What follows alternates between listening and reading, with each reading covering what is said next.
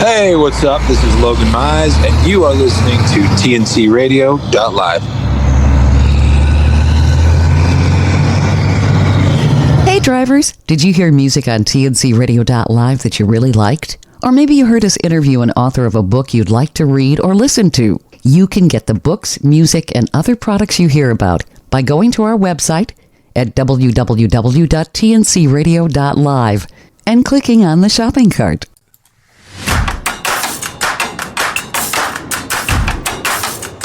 Welcome in TNC Radio.live. This is Clutch Time Sports. Thank you, Tom. Appreciate that. Go ahead. Anderson and Baker right here for you. Well, thank you, Tom. Appreciate that. Sorry for stepping on your line there. Just excited to get this show off the ground. I'm Ivan Anderson, co-host of Clutch Time Sports. Well, we're more than a soundbite, but an actual conversation. I'm joined by my other co-host, Mr. Josh Banker. We call him Bank, also known as the Glue. How you doing, Josh? What's up? Little inside joke, but hey, you know, we're how bad can we be, Ivan? We're in beautiful Southern California this afternoon, or late afternoon, early evening, and what do we got? Still about 70, 75 degrees. It's been a beautiful day in paradise today. It has been awesome, Banker. And for those of you, we will be known as Anderson and Banker. We tend to go by our last name. I am just so excited to introduce ourselves to the audience. And first, I want to pay a little bit of homage here to you men and women that are out there driving across this beautiful country of ours, making sure products and things get delivered on time. And we thank you for your time to listen to us when we go through the world of sports. We'd like to have fun, and there's a lot going on, Josh. Just a lot going on in sports, man. I'm excited. Yeah, for sure. And what a great time of the year to actually start a show, because we're right in the middle of the NBA Finals. We're in the middle of the NHL playoffs. We're pretty much through a third of the season of Major League Baseball.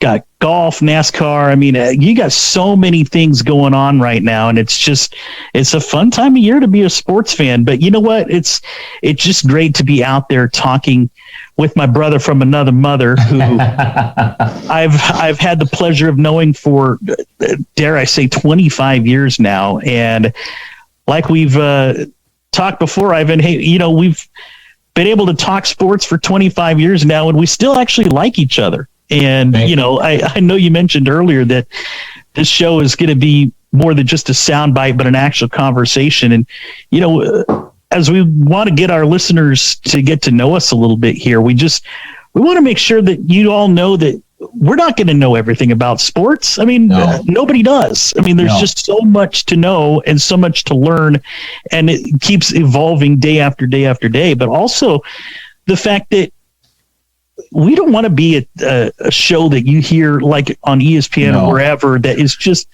full of yelling and screaming and nails on a chalkboard, to which I honestly can't remember the last time I watched more than 2 minutes of a on-air TV talk show for sports, or even on the radio for that matter. It's you know, especially here in LA, Ivan, as you can attest, I mean, everything is just Lakers and then Lakers and then More Lakers. Yeah, it's exactly right. I mean, which is so odd to say, because there's so many things happening here in Southern California that, you know, we're kind of an epicenter. Baker, you hit it off. And forgive us, guys, because our show is based off our last names, and we keep calling ourselves by our first name, so we don't want to confuse our audience. So it is Anderson and Banker. But, you know, it's funny when you said Lakers, more Lakers, and more Lakers. And if you watch some of the sports shows on television, or you listen to them in the radio or XM or whatever you listen to sports shows, they will find a way in Southern California to still talk about the Lakers. There's some way to talk about the Lakers. And the Lakers are a good team, and so are the other teams here. But we really want to talk about what you, the listeners, want to talk about. And we want to talk about it in a conversational way. A lot of times in sports, we're able to give little sound bites, but no one finishes a thought. And sports are fun, Ivan. I think we've kind of lost that. I mean, there's so many things that are going on all around us, whether it's sports world or outside the sports world, that are just so depressing and negative. We're obviously still kind of coming out of the COVID-19 pandemic period, but we were in sports is supposed to be entertaining. It's supposed to make us smile, bring us good memories. And that's what we want to do here. We want to give you all a chance to just reminisce, but to also be a fan. I mean, yeah, here's a perfect example. You know, our listeners didn't get to hear the segment between, the breaks and everything, but, you know, the show that was on earlier, Taillights with Larry and Angie. And Larry's a big, and I couldn't say anything. I'm listening to him. Larry's a big Raider fan.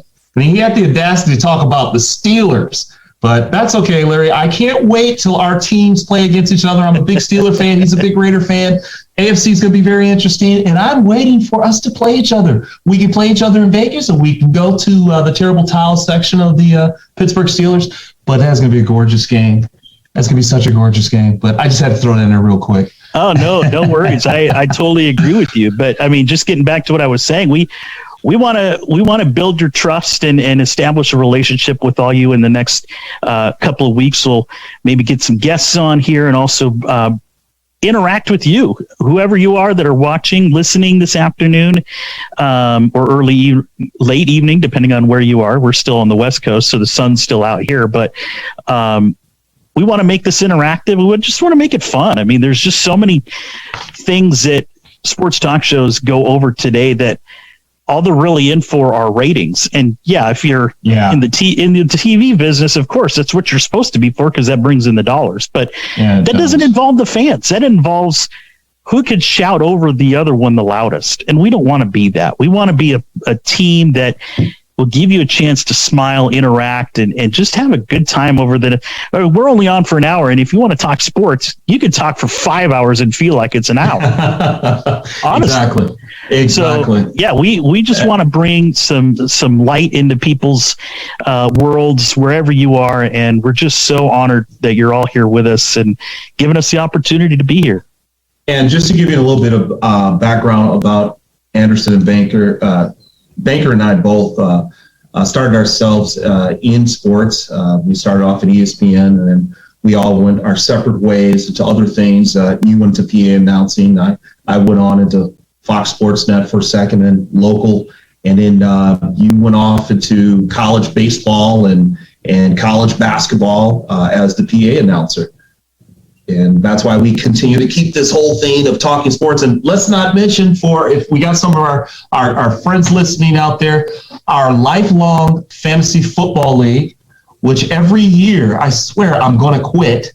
And I say it every year, I'm going to quit because my team does absolutely horrible, just absolutely terrible. And every time I complain about the rules, and I've already complained about the rules, we've got a keeper league. If anybody out there plays in a fantasy football keeper league, I'm sorry, it's the worst league ever invented.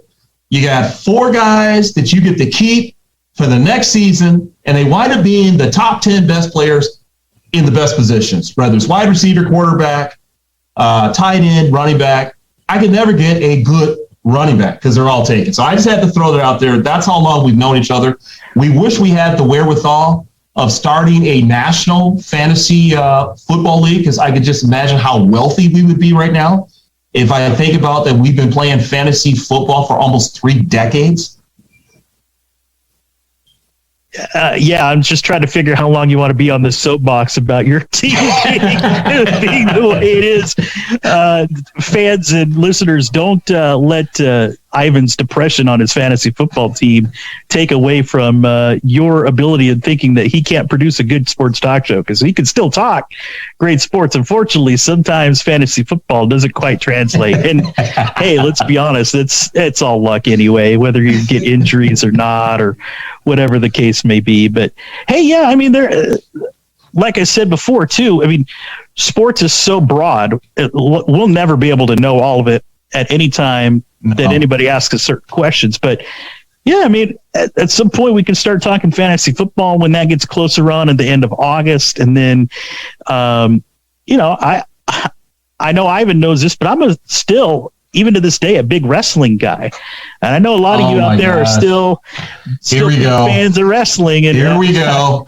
I know. Oh my goodness. I could feel Ivan's eye roll from here, Baker, by the way. You have been into, I don't know what it's called now. I mean, what did it start off at? I mean, it was Hulk Hogan and I don't know who else was in there. You liked it since, I don't know, what's it called now? What do they call it now? Oh, you talking about WrestleMania? You talking about WWE in general? What are you talking? I'm talking about WWE, WWF, WWC, whatever the acronym is that they still call it. Yeah, sometimes they call it WTF, if you know what I'm talking about. But we're not going to go there either. But yeah, I mean, again, there's so many things to like about sports. If you're a NASCAR head, we'll cater that too. If you're a golfer, a tennis player, yes, so many things that we can talk about. Yes. We only have an hour, but we want to make you laugh. We're going to bring some fun segments to you, even here tonight. Just some oddities that we have seen around the world of sports in a segment we're going to call Trey Rangs. It'll be coming up a little bit later. Then we're just going to highlight as well some things that are going to be happening over the next week. By the time we come with you on air next time, just some checkered flag final finish line topics to talk about as well. So, and I love our segment we titled "The Boys of Summer." I mean, everybody loves baseball, America's pastime. But we'll get back to that in our next segment, JB, Mr. Banker. We'll do it. We'll be back in just about 3-4 minutes. See you on the other side.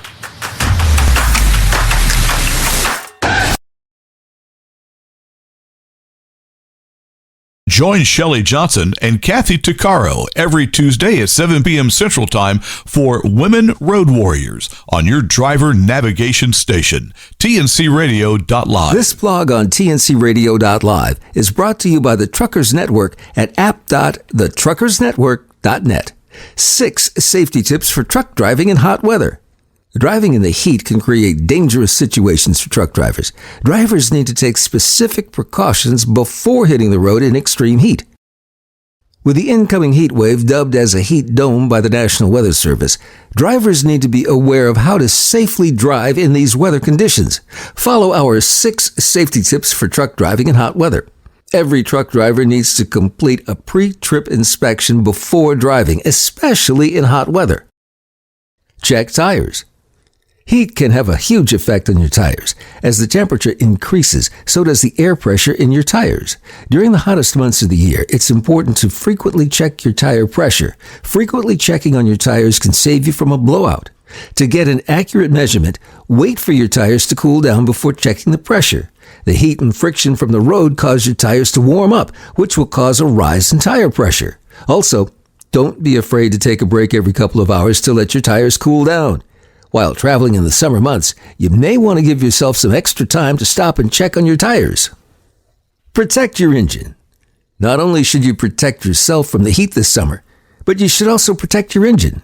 One way to keep your engine from overheating is to frequently check the engine oil. The oil keeps the engine cool and keeps the parts running smoothly. Engine coolant is just as important as engine oil. Coolant helps prevent the engine from overheating in extremely hot temperatures. Keep an eye on the coolant temperature gauge while driving. If the gauge goes above the safe temperature, pull over and see what's going on. Failing to assess the situation could lead to engine failure. Also, make sure to check for leaks in the hoses. A cracked hose could lead to engine failure. Tips to protect yourself from hot weather. It's just as important to protect yourself during extremely hot weather. Follow these steps to keep yourself cool and safe during these hot months. Stock up on water. As the temperature increases, you need to increase your water intake. Make sure to always have water in your truck. You never know when you might get stuck in traffic or break down on the side of the road. Wear sunscreen. Many truck drivers forget this step. Even when you're in your truck, you're still exposed to the harmful UVA rays from the sun. Make sure to put sunscreen on before hitting the road. Wear light-colored clothes. Light-colored clothing reflects light, and dark-colored clothing absorbs it. Wearing light-colored, loose-fitting clothes helps you stay cooler and more comfortable on the road. And be sure to check out our blog, 6 Safety Tips for Truck Driving While Driving in the Rain. This blog on tncradio.live was brought to you by the Truckers Network at app.thetruckersnetwork.net. Hey, rideshare drivers and gig economy workers, the host of TNC Radio.live, the Rideshare Rodeo Podcast, and the Gig Economy Podcast come together for news, talk, music, stories, laughs, and more.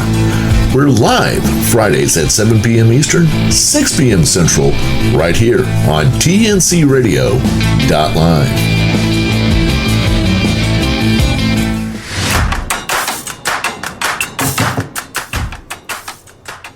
Welcome back to Clutch Time Sports. I'm your host, Ivan Anderson, with Josh Banker.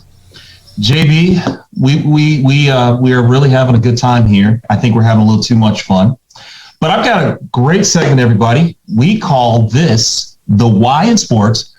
And I don't know if some of you can recall, in the 90s, in the 80s, this gentleman was an incredible broadcaster. His name was Paul Harvey. And he had a little segment that was called The Rest of the Story. So we've incorporated that into Clutch Time Sports. And now I'd like you to hear the rest of the story by Paul Harvey. Of the batter, the baseball, the rest. And now, the rest of the story. It was to be the grandest and most exciting wedding that the city of San Francisco had ever seen. The fairy tale marriage of the batter, the baseball batter, and the blonde. Now, I ask only one thing, that you don't get ahead of me. The month was November and baseball season was over. The groom had been named his team's most valuable player, also Major League Player of the Year. He had been courting the beautiful Hollywood actress for more than 2 years. In the early stages of their romance, the handsome outfielder had denied that they were more than acquaintances. The denial quickly lost its credibility. Now the world-famous couple were about to be wed in the most joyous, enthusiastic atmosphere imaginable. To San Franciscans, especially to the North Beach area's population of Italian Americans, the baseball player was very much the local hero. Indeed, a living legend. Anyone he chose to marry would have to be all right with those admirers. And yet his bride was not just anyone. She was a screen goddess, the captor of a nation's imagination. And so the ceremony at the Cathedral of Saints Peter and Paul was intriguing to everyone, sports fans and moviegoers alike. A crowd had already begun to gather in the pre-dawn darkness. By sunup, the streets near the church were virtually impassable, even though the wedding had not been scheduled to take place until 2 in the afternoon. There were traffic jams for miles around all morning long, and yet somehow nobody seemed to mind the traffic jams, for as the hour of the ceremony drew near, there were thousands outside the cathedral. In the suffocating throng, a woman collapsed. Police, who had lost control of the crowd long before, now had to use their nightsticks to clear a path to the ambulance. It took the wedding party more than half an hour to battle its way through the mob. Well-wishers went wild when they caught sight of their baseball hero groom. It was 2:15 before the bridesmaids could make it as far as the church door. The radiant Hollywood actress bride was delayed even longer by devotees. The groom's brother, accidentally locked outside at the front door, struggled to a side door, and that door opened for him, but he was almost trampled by gate crashers. One guest flashed his invitation, promptly muscled in a half-dozen members of his own family who had not been authorized to attend. Forged invitations were a continual nuisance. One man presenting such a counterfeit later confessed that he'd paid $100 for the counterfeit. The standing room only crowd inside witnessed a charming service. Formal, of course, the bride's white satin Grecian-style gown was dazzling, and the couple seemed so happy. Yet the fairy tale of the batter and the blonde was also a reality. And so, as it sometimes happens in real life, they did not live happily ever after. The magical marriage, which had begun as the largest public wedding in the history of San Francisco, ended less than 5 years later in divorce. By now, surely you've guessed that the handsome baseball superstar whose wedding attracted more attention than his major league statistics was the Yankee Clipper, the one and only Jolton Joe DiMaggio. But I did want you to meet his bride, an enchanting young blonde Hollywood actress named Dorothy Arnold. I said named Dorothy Arnold. You see, her 1939 marriage to Joe DiMaggio has been forgotten by most folks because of Joe's second marriage to another enchanting young lady named Marilyn Monroe. But now you know the rest of the story. Love that. Banker, I love it. I love Paul Harvey. He's a great guy. He was a great broadcaster, journalist. He did some great stuff. And I thought that that was a good segue into the Boys of Summer. And JB, how are your Giants looking right now? Well, it's ironic that first one, at which I didn't know was going to be about San Francisco, although I was obviously talking about the Yankees and Joe DiMaggio. That's Giants right. are doing all right. It's a feeling out process at the beginning of the year. They've got a bunch of injuries, just like everybody else does, but hanging in there, not quite as much as those Yankees that I know you were waiting for me to segue into. And we're gonna talk some more baseball here in a little bit too, in a couple segments, or in our next segment when we talk about Trey Rangs. But Yes. I was listening to that from Paul Harvey and thinking to myself, am I listening to Orson Welles on the radio now? I mean, do we really want to go back to he sounded like he actually was in the 30s at that point, telling that story, which is awesome. Just one of those voices that is hard to forget. We have so many different age groups when it comes to people listening to us. I just wanted to give, and I thought we did talk about this, giving people a little bit of history to really paying homage to some of these great broadcasters that have been forgotten, that talked about things in a civil way. And remember, for our listeners, that is really the foundation of our show. It's about conversations and recalling some incredible players that have made whatever that sport is great. And it's really interesting, Bank, how sports is one of those things where you have a real short shelf life. It's not something you get to play your whole life. You start off as a kid and you enjoy the introduction to whatever that sport may be, and you enjoy going through little leagues and then getting into more of a competitive situation. Then all of a sudden you're in high school, and if you're one of the few that are lucky enough to play in college, you're playing college sports. And then if you're really one of the few and lucky ones to play professional sports. And it's a lifelong discipline, but it's for a very short period of time.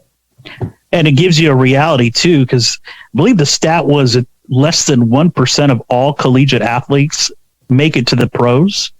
Exactly. So even the ones that you were thinking are making, the minimum salary in whatever sport that they're playing, they're still that good. I mean, they have to be that good to be even sniffing a major league diamond or a football field or whatever the case may be. So the talent is obviously pretty widespread, but I 100% agree with you with that. Historically, yes, we may be playing sports for a little while or maybe not at all, as just to give our listeners a bit more introduction into ourselves.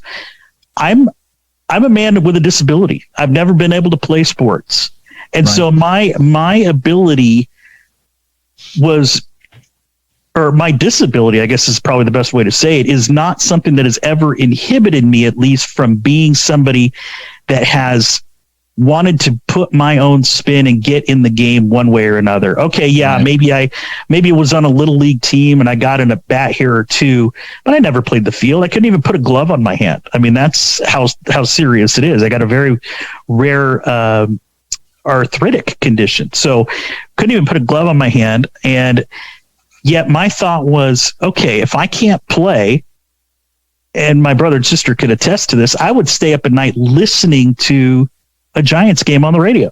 Right. Okay, I'm gonna understand and learn through the pictures that are painted by these people on the radio, and turn on a baseball game or a football game or whatever. if I can't play it, I'm going to learn the rules. I'm going to learn the traditions. I'm going to learn the superstitions. You know, everything that comes with sports. Baseball in itself, I think, is half physicality and half superstition at this point. Oh my gosh! But you know, there's just no way that I wanted to give myself any outs, you know, or any kind of other restrictions to myself, and not understanding and wanting to just be able to love sports and be involved one way, shape, or form. And to give a little more background as well on myself, I had the ability to play sports. A lot of people in my family went on to Division I sports, whether it was football or basketball. And unfortunately, I didn't quite possess that ability to that level. And I remember the day when I decided I'm going to be a sports broadcaster. I'm still going to be part of sports because I love it that much. And I'm just going to get involved with it. And I was that kid that I love playing sports. And in summertime, I would watch everything. You remember the days when ESPN would come on and they would show rugby from Australia. They'd show the CFL, Canadian Football League. I was even sometimes watching cricket in England just to get that sports feel. And when you and I found each other, I mean, we would sit there and just talk sports forever. Just the love and the passion for something that just made us really, really happy. And I just thought that Paul Harvey just kind of embodies that love and passion for broadcasting.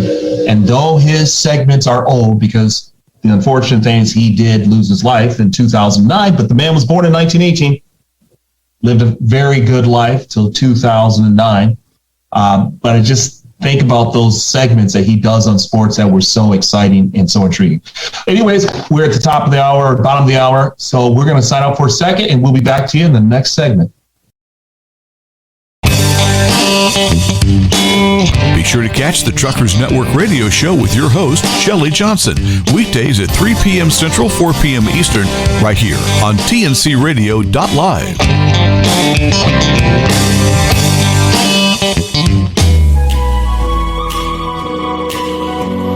Hi, I'm Dr. Christopher Cortman, and now for the Mental Health Minute.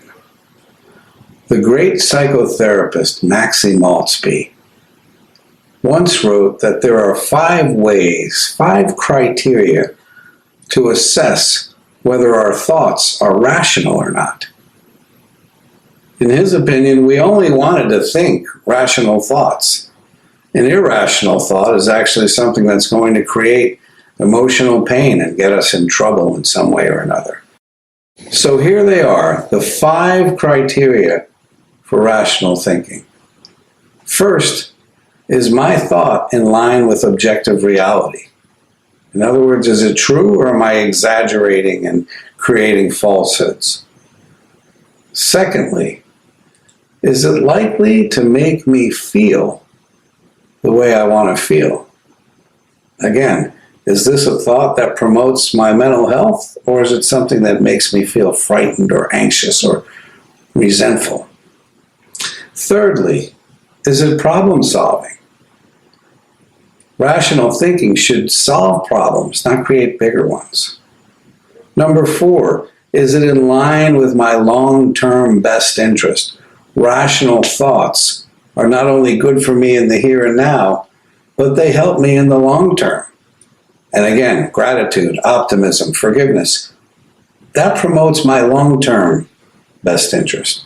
And finally, and this one doesn't always apply, but is this thought likely to get me in conflict with other people?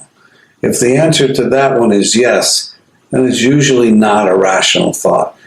Try to get 5 out of 5 when you assess your thinking. And if you don't, change your thinking.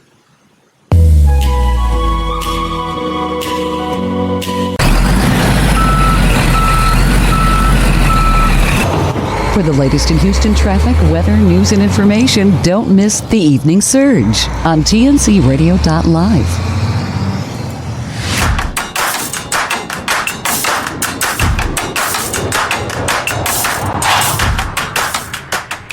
Hey, welcome back, everybody. Josh Banker, Ivan Anderson, Clutch Time Sports, our premier broadcast ever. We're so thankful to have you listening either online, tncradio.live, or on the app, perhaps as well. And while we're doing a little bit of paying the bills, so to speak, we want you to check us out over on Instagram and Twitter. Same handle for both of them. It's at Clutch Time Clutch Time TNC. Clutch Time TNC, all one word, on both Instagram and Twitter. Give us a follow there. We'll be put some stuff every now and again as the show builds, but want to invite a broader base of all of you to join in on conversations throughout the weeks. And one of those things that we want to enjoy, like we talked about before, is just the funny crap, honestly, that goes on in sports. Pardon my French. That's the only 4-letter word you're probably going to hear me say here. But as Ivan and I have gotten to know each other over these last 25 years, there's been a running inside joke for these past 25 years, thanks to our good old buddy Michael Irvin from the Dallas Cowboys, who infamously at the end of their Super Bowl runs would say, in the past 4 years, we done won. Trey Rangs. And for whatever reason, whatever kind of serious conversation and Ivan and I would ever get ourselves caught into, either he or I would bust out a, well, in the past 4 years. And we just stop and just start laughing. So what we thought is that there's so many funny things that are happening throughout the world of sports that we need a laugh. So here's our segment that we'd like to call Trey Rangs. Drum roll, please. All right, so 3 things that have made us laugh, and they're all kind of little stories, little nuggets, so to speak. And let's go back to the NFL draft. It was a few weeks ago now, but Ivan and I talked about the fact that we have had a group of fantasy football buddies for a very long time. Well, a similar group of friends descended on Las Vegas and honored their favorite quarterback, Ryan Fitzpatrick. If you don't know who Ryan Fitzpatrick, look him up. He's infamously got some Conor McGregor doppelganger pictures. Yes, he does. So each of those different friends wore a different Ryan Fitzpatrick jersey. So if you've got some popcorn and a pillow, each of them wore a jersey of the Rams, the Bengals, the Bills, the Titans, the Texans, there's more, the Jets, the Buccaneers, the Dolphins, and the Washington football team / Commanders. And by the way, that's the St. Louis Rams jersey that they're wearing. That's important. Yes. So that's 1, 2, 3, 4, 5, 6, 7, 8, 9 different teams that Ryan Fitzpatrick has worn different jerseys for. And who knows, he may have number 11 this year at this point. He may be in the USFL at this rate too. He made his money, Josh. Oh, for sure. He has definitely made his money. All right, second part of our Trey Rangs here. Ivan, you remember the old saying, there's no crying in baseball from a league of their own? There's no crying in baseball, period. There's no crying in baseball. Tom Hanks. Well, also a few weeks back, the defending world champion Atlanta Braves were out in the Lone Star State facing the Texas Rangers. With a 6-2 lead in the 7th inning, runners were on 2nd and 3rd with 1 out for the Braves when a wild pitch screamed to the backstop on ball 4. Now, Marcell Ozuna, the Braves runner at 3rd, went halfway down to home and then scampered back to 3rd, which meant Ozzie Albies, the runner at 2nd base, needed to hustle back to 2nd before he got picked off. Ozzie Albies was not happy, and he let his teammate know it. And if you go and look up on YouTube or whatever, the video is actually pretty funny. After a timeout had been called, Albies slammed his helmet down, and both teammates started screaming at each other from their respective bases. Now, Ozuna does not want to hear anymore and basically waves Albies off to the point where Albies starts walking towards 3rd base. Now, these guys are teammates. They're on the same team, and they're yelling at each other from different bases. And Albie starts imitating Ozuna and acting like he wasn't even paying attention to the play.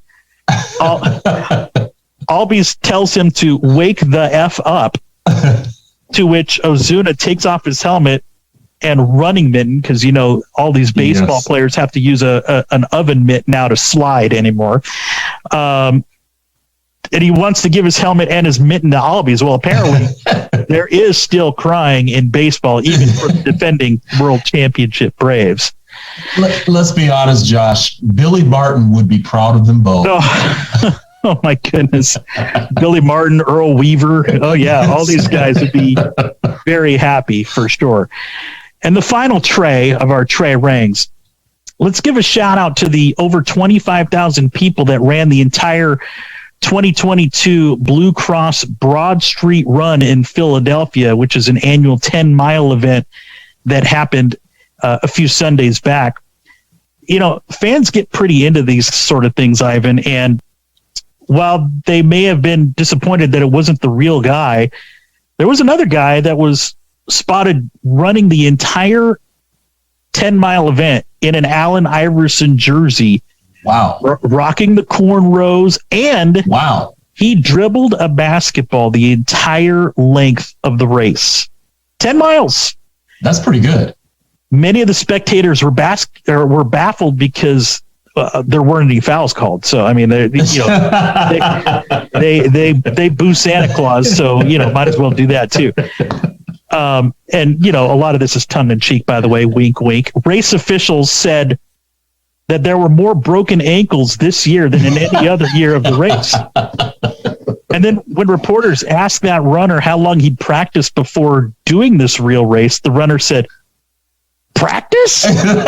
we out here talking practice, man? Come on.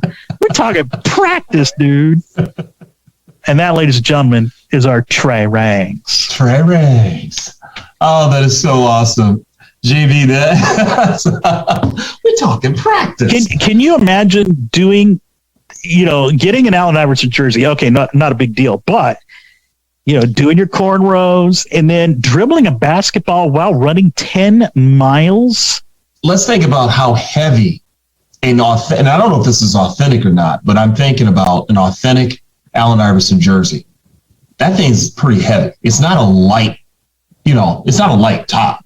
So I just imagine just the weight of that as well. I mean, that's pretty incredible. And you're not dribbling on a basketball court. You're dribbling on cement.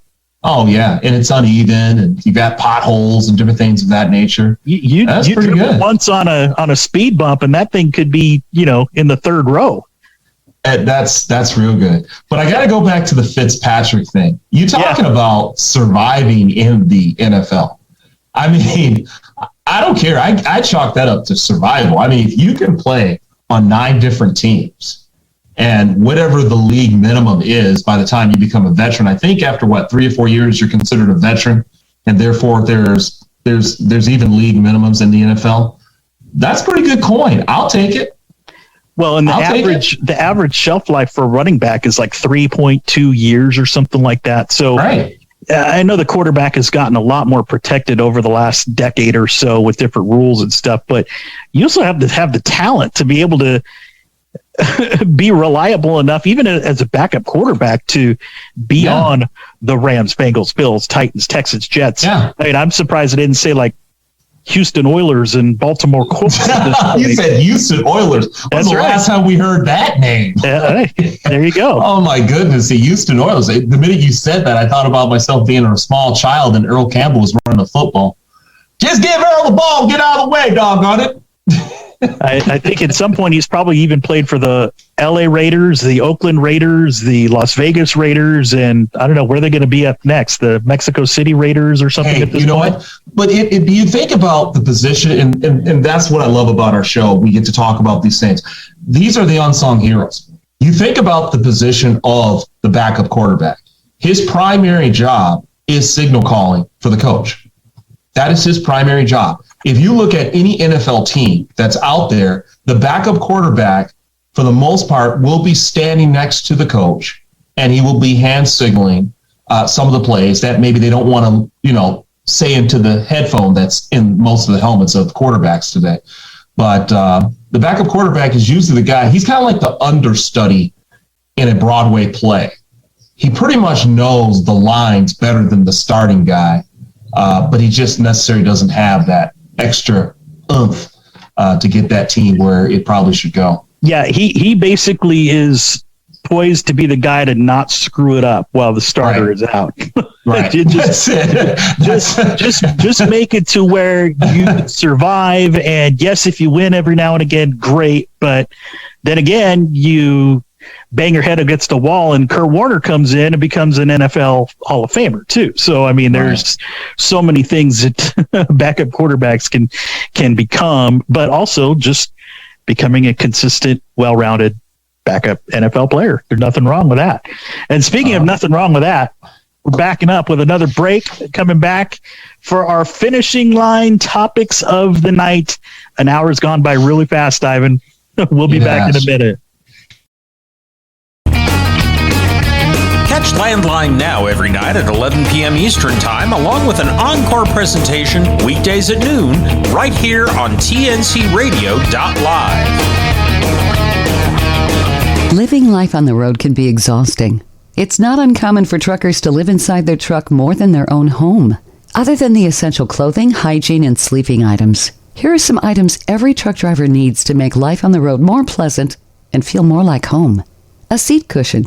Comfort is key when driving for 11 hours each day. Having a seat cushion can help with tailbone and back pain. It's also great for boosting overall mood while driving. A portable stove. Investing in a portable stove is a great way to start eating your favorite meals on the road. Eating the same fast food and gas station food gets old really quick. Before buying a portable cooker, you need to invest in a power inverter. A power inverter allows you to use your vehicle's battery to generate AC that can run many types of electrical devices. Car mount. Having a place to mount your cell phone or GPS can be extremely convenient and much safer for truck drivers. Coffee maker. There's nothing quite like a fresh cup of coffee in the morning. Staying awake and alert is crucial for truck drivers. Dash cam. A dash cam is a must-have gadget for your expensive truck. A high-quality dash cam can save you from many problems while traveling on the road. A cooler. Having a cooler on the road can save time and money. It also provides the option for truckers to eat healthier meals. Ready for the power of positive and something that will put you back to a time you wanted to last forever? Music is the ultimate time machine. What was your favorite time? Do you want to go back there? LTD Radio features the songs of the 70s, 80s, and 90s that will transport you to a happier time. It'll make you smile and brighten your day. We could all use that about now. TNCRadio.live is proud to carry the great music of LTD Radio.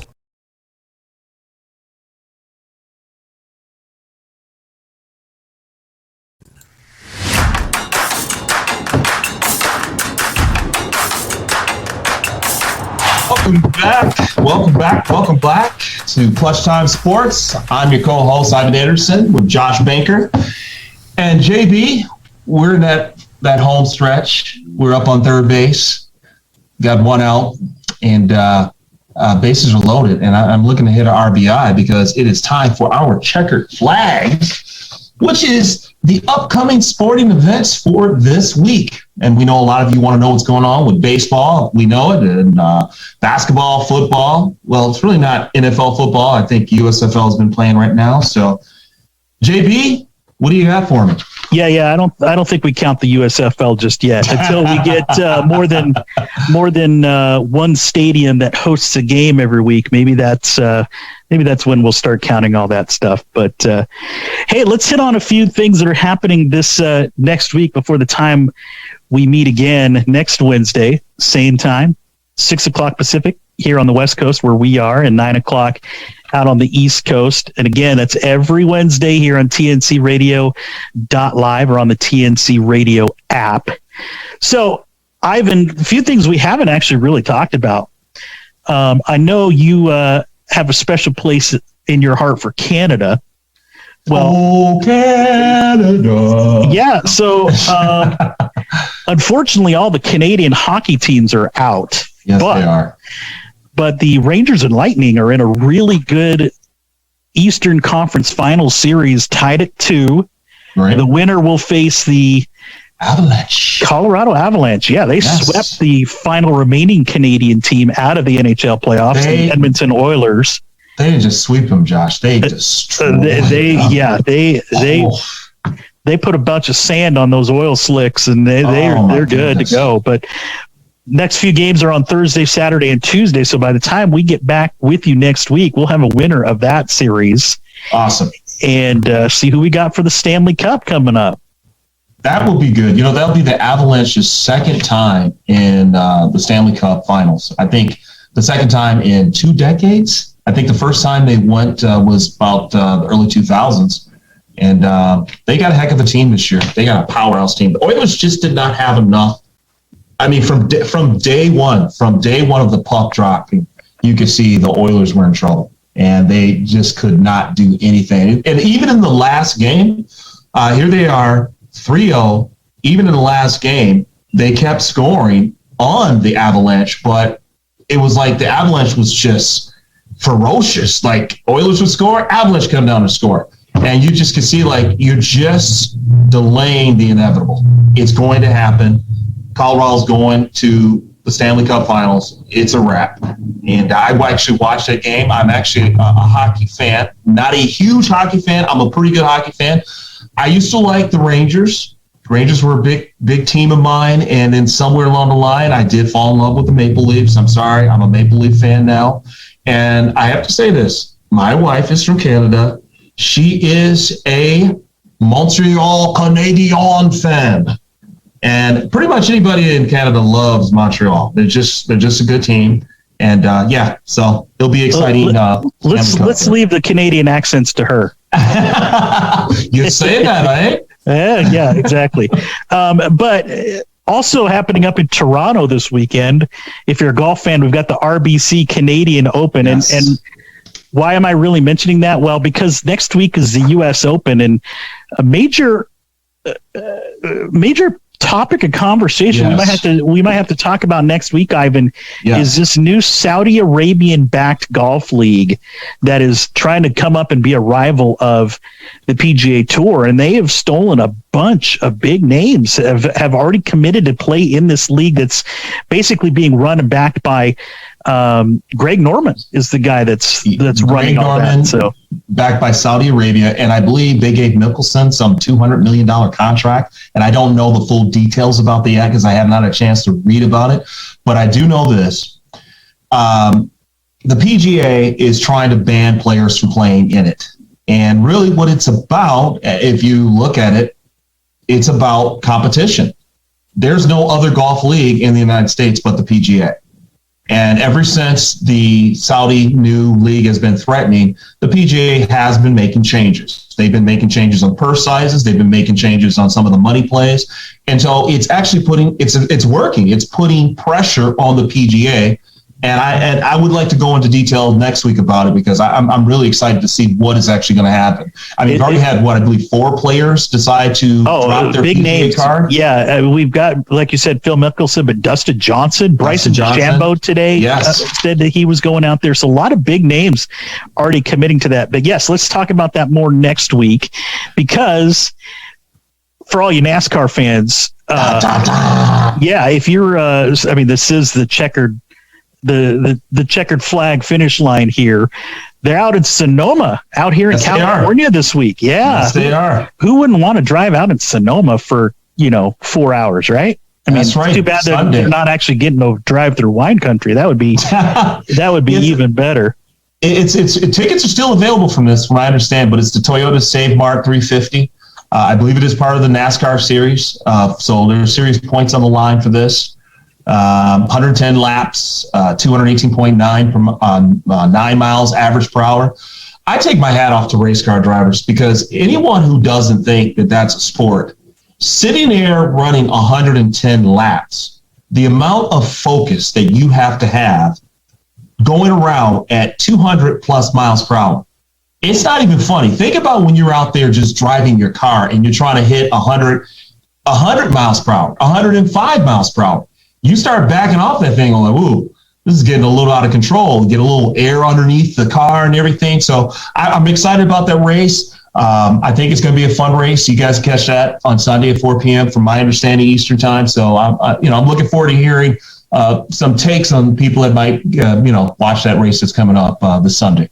It's kind of the equivalent for us driving down here in Southern California, right? Yeah. I call it the biggest parking lot in the world. That's right. Also coming up, the Belmont Stakes. If you're into horse racing, the Kentucky Derby winner, Rich Strike, is actually running. He did not run the Preakness, so there's no Triple Crown that is coming up for that. But kind of interesting to see if he can pull off winning the only 2 of the Triple Crown that he's being racing in. And then I've been watching the scoreboard this entire time. Talking about my Golden State Warriors down 17 at the moment in Boston. The NBA Finals on Friday and Monday. Yes. Right now, series tied at 1 apiece. The first game here in Boston, the next one on Friday in Boston, and back in San Francisco on Monday. This is an interesting series. If you ask anybody that I talked to about this series beforehand, this is the team I did not want the Warriors to play. They have so many different weapons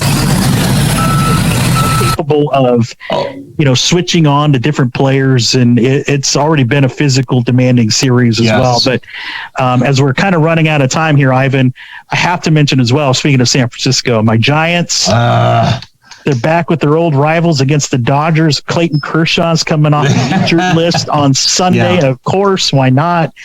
To face the Giants, who he owns. Basically, I think he's got a Hall of Fame career in and of itself against the Giants with the numbers that he has. But we talked about this at the very beginning of the show, Ivan. There's just so much stuff going on right now. If you're a sports junkie, this is your time of the year. I mean, we don't even have football going yet, and there's still just so much going on.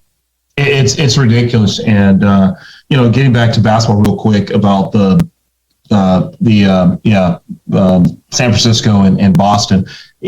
This is a team that they did want to face because of the size of Boston on the inside and the size of them on the outside. They're so long.